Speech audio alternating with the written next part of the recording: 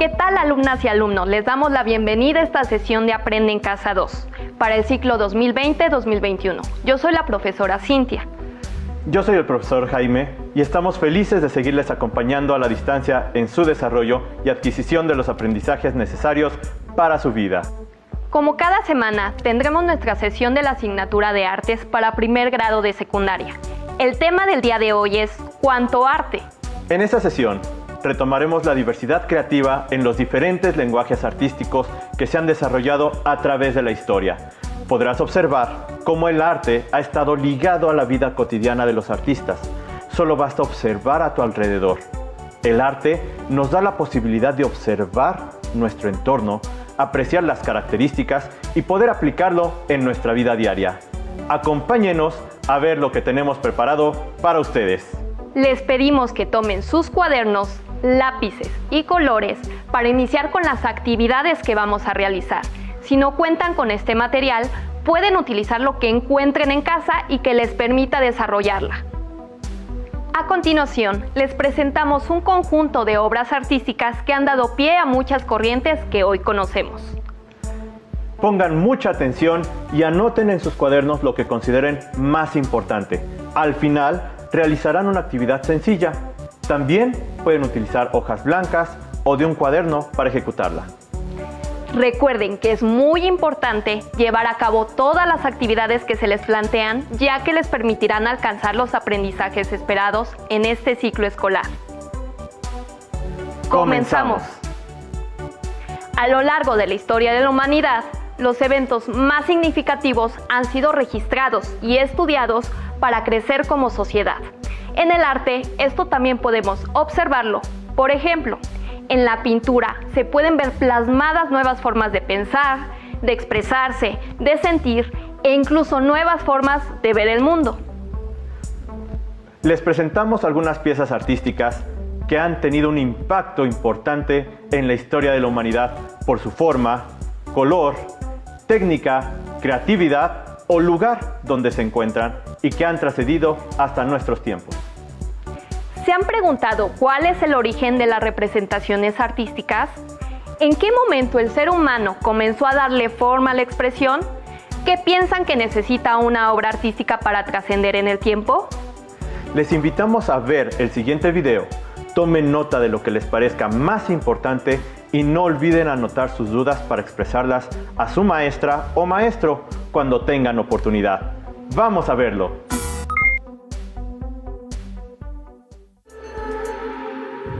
El hombre primitivo encontraba música en la naturaleza y en su propia voz, manifestando sus emociones y sentimientos y posteriormente para acompañar su canto. Primero empezó ritmando, usando su voz y su cuerpo. Luego usó huesos de animales, piedras, cañas, conchas, troncos y semillas para producir sonidos. Construyó instrumentos que al golpearlos o sacudirlos producían sonidos como hueso contra piedra y luego utilizó cañas o hueso con agujeros similares a la flauta. Los hombres de la prehistoria vivían temerosos de los huracanes y los terremotos, pues creían que esos fenómenos eran una manifestación de los dioses. Así surgió la música como un medio de comunicación entre los seres humanos con la naturaleza y los dioses. El canto de los pájaros, el rugido de los animales, el sonido del trueno, del viento y del agua permitió al hombre identificar distintos tipos de sonidos, primero para sobrevivir y luego los usó para comunicarse. Al principio hizo sonidos guturales que luego evolucionaron a palabras, por lo que se cree que el ritmo y el canto se inventaron antes del lenguaje formal que conocemos. La música es otro lenguaje que sirve para comunicarse de distintas formas. Los seres humanos en la prehistoria utilizaron sonidos en su vida cotidiana, adoptaron gestos, sonidos y otros tipos de señales aprendidas para tener una comunicación de forma práctica y efectiva. Las sonajas eran frutos secos con sus semillas al interior y el tambor era un tronco hueco. Estos fueron los dos primeros instrumentos creados por el ser humano y usados en las cuevas para producir distintos fenómenos acústicos. La música más antigua se tiene registrada en Mesopotamia, con los sumerios, asirios y babilonios, y también con los egipcios. Los egipcios usaban la música en actividades cotidianas y principalmente en ceremonias religiosas. Los instrumentos más usados eran el sistro, una arpa pequeña, la flauta recta y chirimía doble de caña. En Mesopotamia se creó por primera vez una escritura musical, aunque no hay certeza de cómo la interpretaban. En templos, centros de esparcimiento y de estudio, había pequeños conjuntos que tocaban arpa, lira, tambor, platillos y chirimías. En los rituales relacionados con la guerra se usaban trompetas y flautas dobles. Los hebreos atribuían a la música un poder mágico y consideraban que con ella se podría llamar la atención de Dios. En los países en Medio Oriente y el norte de África también permeó una gran influencia musical durante siglos. La música y la danza árabe están muy ligadas a la religión, destacando la armonía que hay entre el ritmo y la melodía. Además, su sonido es fuerte, pues utiliza instrumentos de cuerda, como el laúd o la voz humana. En China, su música es muy antigua y se le atribuye una poderosa influencia sobre las cosas, seres vivos y el cosmos. Los chinos crearon una escala de 12 sonidos inspirados en la naturaleza. Los instrumentos de viento representan un círculo divino y los instrumentos de cuerda, un círculo humano. Entre los instrumentos destacaban la flauta, el sheng, el gong y el yunlo. Gran parte de la teoría musical japonesa está ligada al koto, su instrumento tradicional, que según la leyenda fue entregado por un espíritu a una dama noble. Los hindúes consideraron más importante la música vocal que con instrumentos, la cual sigue vigente en sus ceremonias religiosas. A sus melodías se les confieren poderes sobrenaturales, capaces de provocar fuego, obscurecer el sol y atraer serpientes. En su música, utilizan los tinatos rítmicos, haciendo frases rítmicas muy largas y complejas. Se sabe que antes de la llegada de los españoles, en todo Mesoamérica, la música era indispensable en sus actividades cotidianas y ceremonias religiosas.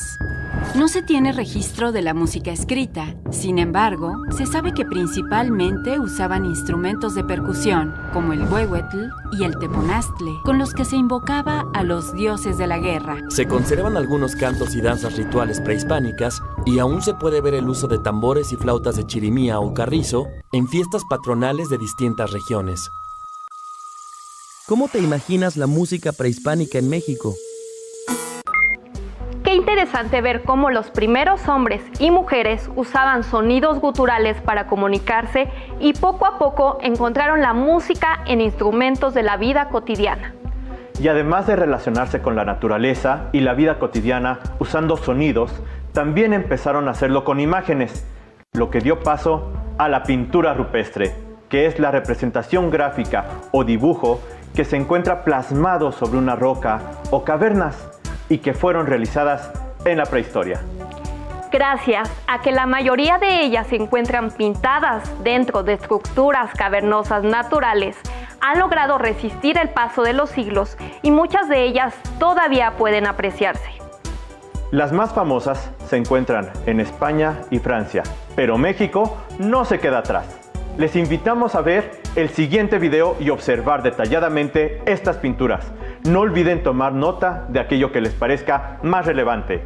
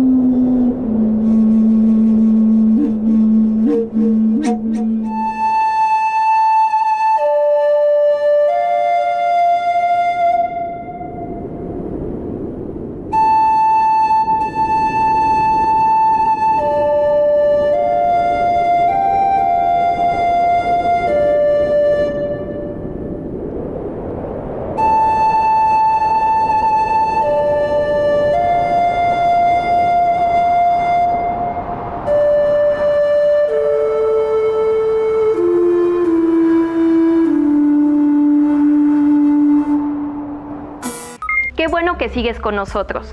¿Alguna vez imaginaron que así eran las primeras representaciones artísticas? ¿Y que los seres humanos plasmaban actividades cotidianas en las paredes de las cuevas? ¿Recuerdan cuando de pequeños comenzaban a dibujar? ¿Cómo eran sus trazos? ¡Claro! Cuando comenzamos a dibujar, representamos el cuerpo humano de una forma simple, identificando brazos, piernas y cabeza con formas básicas, como líneas, círculos, rectángulos, y los trazábamos en el papel. Los invitamos a realizar un ejercicio de pintura rupestre. Para ello pueden describir una actividad, ya sea inspirada en sus juegos favoritos o la forma en que acomodan su habitación. Pueden echar a volar su imaginación. Para ello solo necesitan lápiz, papel, colores, o pueden ponerse creativos y usar café diluido para darle más realismo. Pueden jugar a adivinar la actividad dibujada. Ahora observaremos otra obra artística que ha trascendido en la historia, la Victoria de Samotracia.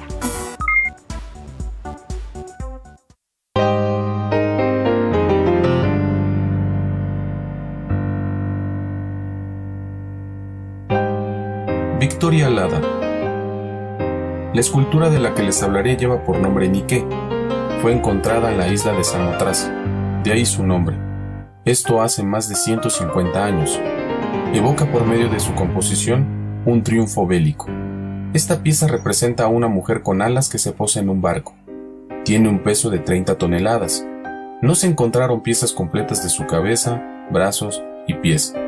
Actualmente, podemos admirarla en el Museo del Louvre, en París, Francia. Sus rasgos más característicos son sus alas, ya que hacen referencia a la libertad como si se emprendiera un vuelo. Su cuerpo está tapado por una tela que cae sutilmente, que se adapta a la forma en la que está colocada. Esta técnica es conocida como paños mojados. Lo que busca es el movimiento y el dinamismo de las formas. La posición de la pierna derecha al frente nos da la sensación de fuerza, ímpetu, firmeza y a la vez hace evidente que se está enfrentando a la fuerza del viento. La Victoria pertenece a la escuela de Rodas, aunque no se tiene certeza del autor que la elaboró. Esta pieza ha inspirado muchas campañas publicitarias, haciendo alusión a la velocidad y a la estructura del cuerpo. En 1973, Salvador Dalí también usó esta obra, pero poniendo dos piezas de la misma, una frente a otra.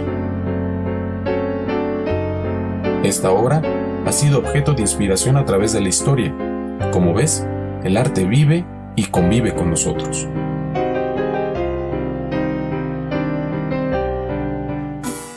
Como pudieron observar, la Victoria Alada o Nike de Samotracia es una escultura del periodo helenístico. En esta época se realizaron grandes obras artísticas que resaltaban la belleza del cuerpo humano. Está actualmente ubicada en el Museo del Louvre, en París, Francia. Tiene una altura de 2.75 metros, algo así como 2 coches puestos uno sobre otro. ¡Qué maravilla! El arte tiene la capacidad de inspirar nuevas ideas, como el ala de Nike que ha inspirado a muchos. Solo hay que echarle un vistazo con lupa y encontrar esos pequeños detalles, dejar volar nuestra imaginación y crear nuestra propia interpretación. Podríamos aplicar lo mismo en casa.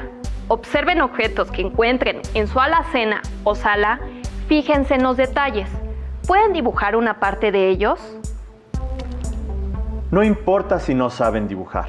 Lo importante es la idea que quieren transmitir. La interpretación que su imaginación hace de un objeto cotidiano es algo sorprendente. Les recomendamos fijar la mirada en uno de ellos y dibujar a detalle de dicho objeto, de modo que no se entienda de qué objeto se trata, sino hasta que lo miras muy detenidamente. Jueguen con su familia a adivinar a qué objeto pertenece el detalle que dibujaron. Sí, hagámoslo también nosotros. Te dibujaré un detalle de algo que traes puesto y tú adivinarás de qué se trata, Cintia. Ok.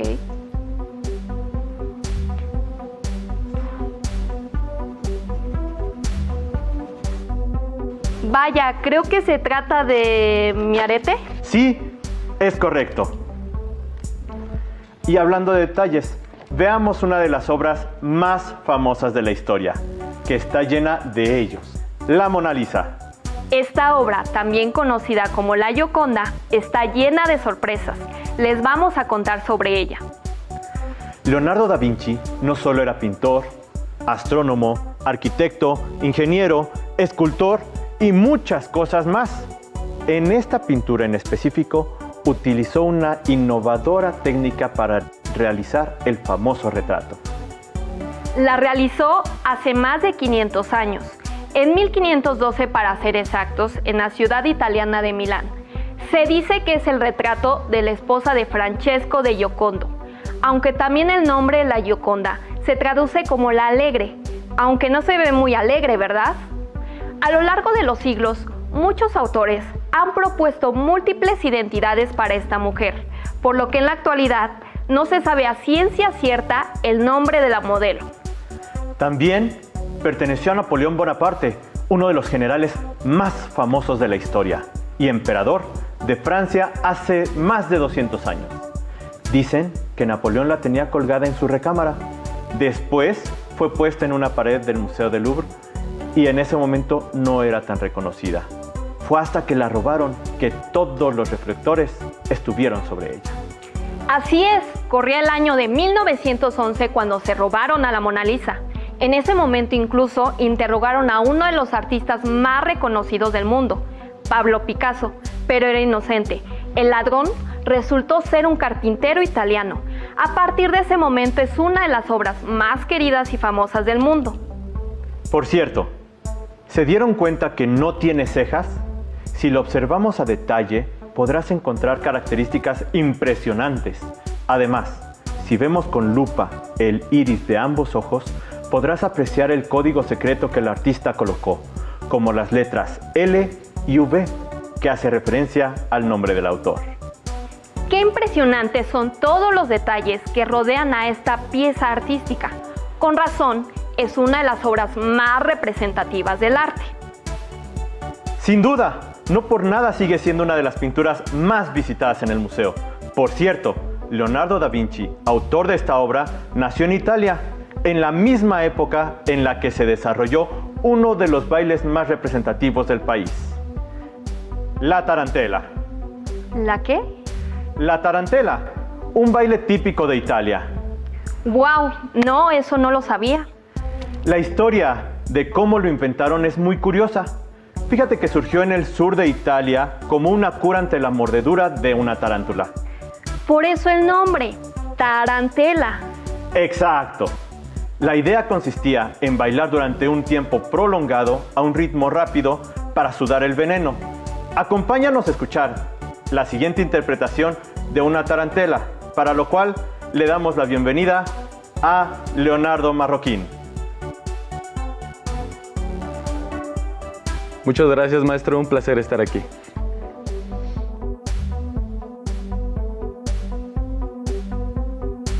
Para ustedes, la tarantela.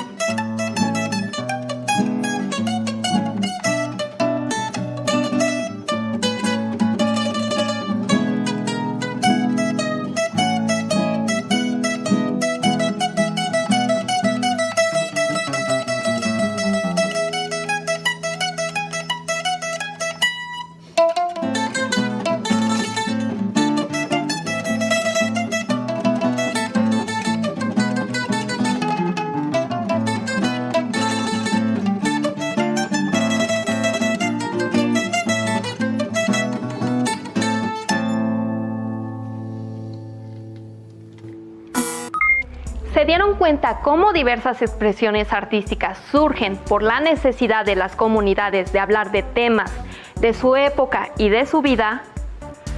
Hablando de tomar cosas de la vida diaria, fíjate que a mí me pican mucho los mosquitos, pero no creo que poniéndome a bailar se me quite la comezón. Si acaso, se me olvidará.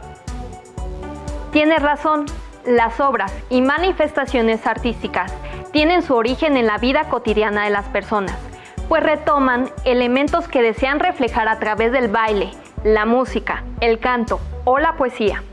Retomando los bailes típicos, veremos cómo su influencia dio paso a uno de los principales ejemplos dancísticos de nuestro país, como lo son nuestros sones jarochos. Veamos un poco más de estos en la siguiente cápsula.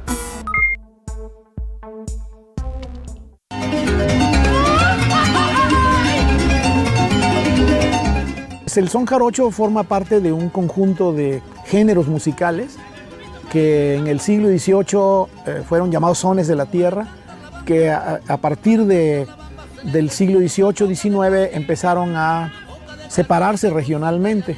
Es básicamente un género de música, danza, composición poética, que particular de la región del centro-sur de Veracruz, de la costa de Sotavento, en Veracruz. Soy marinero, por ti seré, por ti seré, por ti seré. Una vez que te dije que eras bonita, se te puso la cara coloradita y arriba y arriba. De hecho, es uno de los géneros mexicanos que tiene más influencia de las estructuras polirrítmicas de origen africano. Aparte de que muchos nombres de los sones son también de origen africano, como el tilingolingo, el siquisirí, el sacamandú. Todos estos nombres se refieren a aspectos particulares de la presencia, sobre todo de la población bantú durante el siglo XVII en la región de Veracruz, porque el puerto de Veracruz era la principal factoría negrera por donde entraban los esclavos que provenían de África. Entonces la presencia africana fue muy importante en la costa veracruzana, ¿no? Es interesante porque el son jarocho, de hecho, resume esta historia de Veracruz y la costa de Sotavento y sus vinculaciones atlánticas y caribeñas. Entonces, los temas que se tocan son la marinería, el transporte de arrieros, la lírica amorosa, todo esto fuertemente vinculado con un complejo mayor que se ha llamado el cancionero ternario caribeño, que vincula las músicas campesinas de Cuba, Santo Domingo, Puerto Rico, Venezuela, Colombia y Panamá. Quizá uno de los géneros musicales mexicanos que actualmente tiene más crecimiento y más desarrollo es el son jarocho.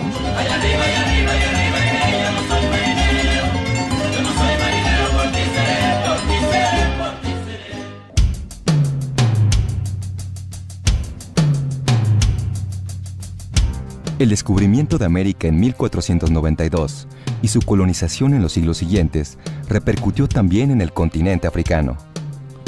Las riquezas del Nuevo Mundo y las perspectivas de desarrollo que ofreció a sus conquistadores requirió de mucha mano de obra, sobre todo después del desastre demográfico que asoló la población indígena en el siglo XVI, provocado por las epidemias que llegaron de Europa. Miles de africanos fueron forzados a cruzar el Océano Atlántico en los barcos españoles, portugueses e ingleses para ser vendidos como esclavos a los colonizadores americanos.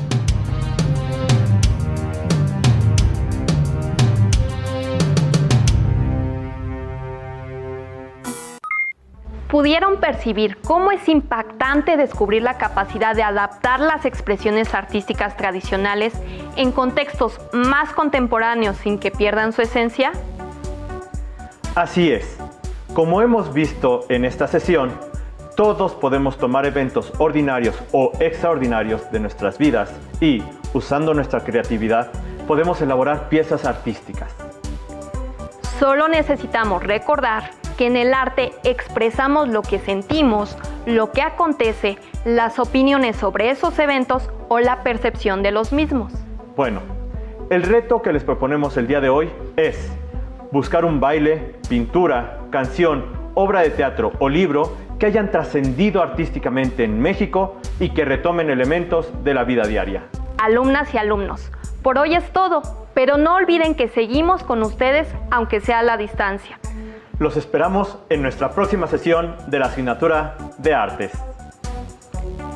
Hasta pronto. Si tienes dudas o necesitas ayuda, llama al Centro de Apoyo Pedagógico a Distancia. El número de teléfono para secundaria es el 55 36 01 71 23. Si requieres consultar los libros de texto